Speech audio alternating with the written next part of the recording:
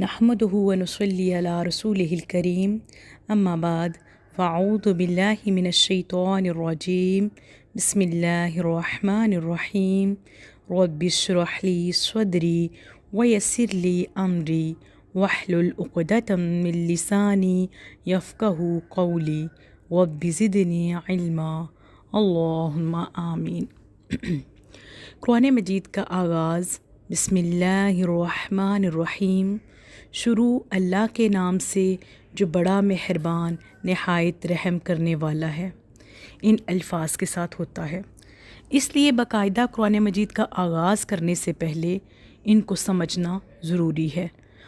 رسول اللہ صلی اللہ علیہ وآلہ وسلم نے فرمایا کہ جو کام بسم اللہ الرحمن الرحیم سے شروع نہ کیا جائے وہ بے برکت ہے۔ بسم اللہ کی یہ برکتیں تو ہر کام کے ساتھ ظاہر ہوتی ہیں، لیکن خاص قرآن کی تلاوت کا آغاز اس دعا سے کرنے میں کچھ اور پہلو بھی ہیں۔ ایک یہ کہ بسم اللہ الرحمن الرحیم سے قرآن مجید کی تلاوت کا آغاز کر کے بندہ اس حکم کی تعمیل کرتا ہے جو اللہ تعالیٰ نے پیغمبر اسلام حضرت محمد صلی اللہ علیہ وسلم کو بالکل ابتدائی وحی نازل کرتے وقت ہی دیا تھا۔ اقرأ بسم ربک الذی خلق، سورۃ العلق، آیت نمبر 1، یعنی اپنے خداوند کے نام سے پڑھ جس نے پیدا کیا۔ دوسرا، یہ مبارک کلمہ اس حقیقت کی یاد دہانی ہے کہ انسان پر اللہ تعالیٰ کا سب سے بڑا احسان یہ ہے کہ اس نے اسے بولنے والا بنایا، جس کی بدولت وہ قرآن مجید کی نعمت کا مستحق بن سکا، اور اس حقیقت کی طرف اللہ تعالیٰ کی صفت رحمان اشارہ کر رہی ہے جس کا اس آیت میں حوالہ ہے۔ یہ اللہ تعالیٰ کی رحمانیت ہے کہ اس نے بندے کو پیدا کیا اور اس کو گویائی عطا فرمائی اور اس کو قرآن کریم کی تعلیم دی۔ اللہ تعالیٰ خود قرآن مجید میں فرماتے ہیں الرحمن علم القرآن خلق الانسان علمہ البیان، سورۃ رحمان، آیت نمبر 1 تا 4۔ خدا رحمان نے قرآن سکھایا، اس نے بندے کو پیدا کیا اور اس نے گویائی کی تعلیم دی، یعنی اس انسان کو پیدا کیا اور اس نے اس کو بولنے والا بنایا۔ پھر تیسرا یہ کہ یہ آیت نبی کریم صلی اللہ علیہ وسلم اور قرآن مجید سے متعلق ایک خاص پیشن گوئی کی تصدیق کر رہی ہے جس کی سند پچھلی آسمانی صحیفوں میں موجود ہے، اور وہ یہ ہے کہ آپ حلقے خدا کو جو تعلیم دیں گے وہ اللہ کا نام لے کر دیں گے۔ حضرت موسیٰ علیہ السلام کی 5ویں کتاب باب 18 میں یہ الفاظ وارد ہوئے ہیں کہ میں ان کے لیے انہی کے بھائیوں میں سے تیری مانند ایک نبی برپا کروں گا اور اپنا کلام اس کے منہ میں ڈالوں گا، اور جو میں اسے حکم دوں گا وہی وہ ان سے کہے گا، اور جو کوئی میری ان باتوں کو جن کو وہ میرا نام لے کر کہے گا نہیں سنے گا تو میں ان کا اس سے حساب لوں گا۔ قرآن مجید کے مطالعہ سے معلوم ہوتا ہے کہ اس آیت کا مضمون بہت قدیم زمانہ سے اہل مذاہب میں نقل ہوتا چلا آ رہا ہے۔ یہ فصیح و بلیغ الفاظ تو پہلی مرتبہ قرآن مجید میں نازل ہوئے ہیں، لیکن جہاں تک اس کے مضمون کا تعلق ہے تو یہ کسی کام کے آغاز کے لیے اس قدر مناسب ہیں کہ دل گواہی دیتا ہے کہ اللہ تعالیٰ نے اس کی تعلیم انسان کو بالکل شروع میں ہی دی ہوگی۔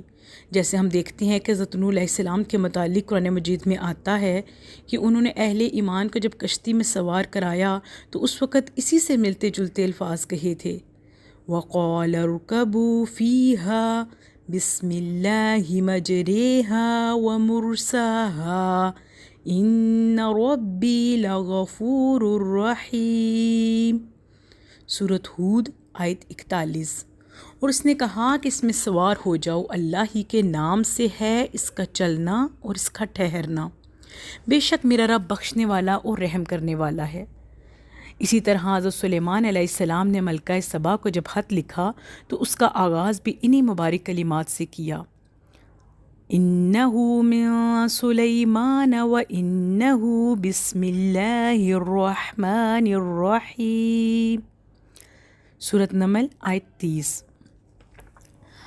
رسول اللہ صلی اللہ علیہ وسلم نے فرمایا کہ مجھ پر ایک ایسی آیت اتری ہے جو کسی اور نبی پر سوائے حضرت سلیمان کے نہیں اتری، وہ آیت بسم اللہ الرحمن الرحیم ہے۔ حضرت جابر رضی اللہ تعالیٰ عنہ فرماتے ہیں کہ جب یہ آیت اتری تو بادل مشرق کی طرف چھٹ گئے، ہوائیں ساکن ہو گئیں، سمندر ٹھہر گیا، جانوروں نے کان لگا لیے، شیاطین پر آسمان سے شعلے گرے، اور پروردگار عالم نے اپنی عزت اور جلال کی قسم کھا کر فرمایا کہ جس چیز پر میرا یہ نام لیا جائے گا اس میں ضرور برکت ہوگی۔ حضرت ابن مسعود فرماتے ہیں کہ جہنم کے 19 داروغوں سے جو بچنا چاہے وہ بسم اللہ الرحمن الرحیم پڑھے۔ اس کے بھی 19 حروف ہیں، اور جہنم کے داروغ میں بھی 19 فرشتے ہیں۔ ہر حرف ہر فرشتے سے بچاؤ بن جائے گا، اس لیے ہر کام اور ہر بات کے شروع میں بسم اللہ کہہ لینا مستحب ہے۔ اب اس آیت میں موجود اسماء حسنہ کی طرف آتے ہیں۔ اس آیت میں اللہ تعالیٰ کے ناموں میں سے 3 کا ذکر آیا ہے، اللہ، رحمان اور رحیم۔ مختصراً ان کے مفہوم بھی سمجھ لینے چاہیے۔ اللہ کا نام لفظ الہ پر الف لام تعریف داخل کر کے بنا ہے۔ یہ نام ابتدا سے ہی صرف اسی خدائے بزرگ برتر کے لیے محسوس رہا ہے جو آسمان اور زمین اور تمام مخلوقات کا خالق ہے۔ نزول قرآن سے پہلے عرب جاہلیت میں بھی اس کا یہی مفہوم تھا۔ اہل عرب مشرک ہونے کے باوجود اپنے دیوتاؤں میں سے کسی کو بھی خدا کے برابر قرار نہیں دیتے تھے۔ ان کو اس بات کا اقرار تھا کہ آسمان اور زمین اور تمام مخلوقات کا خالق اللہ تعالیٰ ہی ہے۔ اسی نے سورج اور چاند بنائے ہیں، اسی نے ان کو مسخر کیا ہے، اور وہی پانی برسانے والا اور روزی دینے والا ہے۔ دوسرے دیوتاؤں کی پرستش تو وہ محض اس غلط گمان کی بنا پر کرتے تھے کہ اللہ کے ہاں ان کی سفارش کرتے ہیں، جیسا کہ قرآن مجید میں آتا ہے مَا نَعْبُدُهُمْ إِلَّا لِيُقَرِّبُونَا إِلَى اللَّهِ زُلْفَىٰ۔ سورۃ زمر آیت نمبر 3۔ ہم نہیں پوجتے ان کو مگر اس لیے کہ وہ اللہ سے ہم کو قریب کر دیں۔ اسی طرح تمام قوتوں اور قابلیتوں، تمام زندگی اور موت اور کائنات کے تمام انتظام و انصرام کا حقیقی منبع اور مرکز وہ بھی اللہ تعالیٰ کو ہی مانتے تھے۔ آگے ہے رحمان اور رحیم۔ اسم رحمان غضبان اور سکران کے وزن پر مبالغے کا صیغہ ہے، اور اسم رحیم علیم اور کریم کے وزن پر صفت کا۔ بعض لوگ یہ سمجھتے ہیں کہ رحیم کے مقابل میں رحمان میں زیادہ مبالغہ ہے، اس وجہ سے رحمان کے بعد رحیم کا لفظ ان کے خیال میں ایک زائد لفظ ہے جو کہ تاکید کے طور پر آیا ہے۔ لیکن حقیقت یہ ہے کہ رحمان خدا کی صفت کے جوش و خروش کو ظاہر کرتی ہے، اور رحیم اس کے دوام اور تسلسل کو۔ خدا کی رحمت جوش کی جوش نہیں ہے بلکہ یہ مسلسل بھی ہے، اور اس نے یہ نہیں کیا کہ اپنی رحمانیت کے جوش میں دنیا تو پیدا کر ڈالی ہو لیکن پیدا کر کے پھر اس کی خبر گیری اور نگہداشت سے غافل ہو گیا ہو، بلکہ اس کو پیدا کرنے کے بعد وہ اپنی پوری شان رحمیت کے ساتھ اس کی پرورش اور نگہداشت بھی فرما رہا ہے۔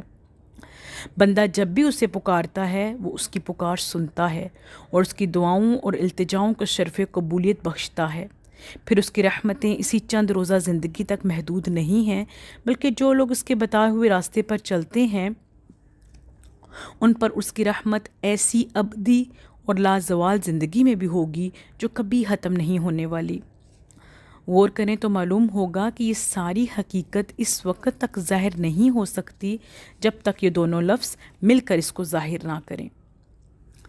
اسلام جو تہذیب انسان کو سکھاتا ہے اس کے قواعد میں سے ایک قاعدہ یہ بھی ہے کہ وہ اپنے ہر کام کی ابتدا خدا کے نام سے کرے، اور اس قاعدے کی پابندی اگر شعور کے ساتھ کی جائے تو اس سے لازماً 3 فائدے حاصل ہوں گے۔ نمبر 1 یہ کہ آدمی بہت سے برے کاموں سے بچ جائے گا، کیونکہ خدا کا نام لینے کی عادت اسے ہر کام شروع کرتے وقت یہ سوچنے پر مجبور کر دے گی کہ کیا واقعی میں اس کام پر خدا کا نام لینے میں حق بجانب ہوں۔ دوسرا یہ کہ جائز اور صحیح اور نیک کاموں کی ابتدا کرتے وقت خدا کا نام لینے سے آدمی کی ذہنیت بالکل ٹھیک سمت اختیار کرے گی، اور وہ ہمیشہ صحیح نقطے پر اب سے اپنی حرکت کا آغاز کرے گا۔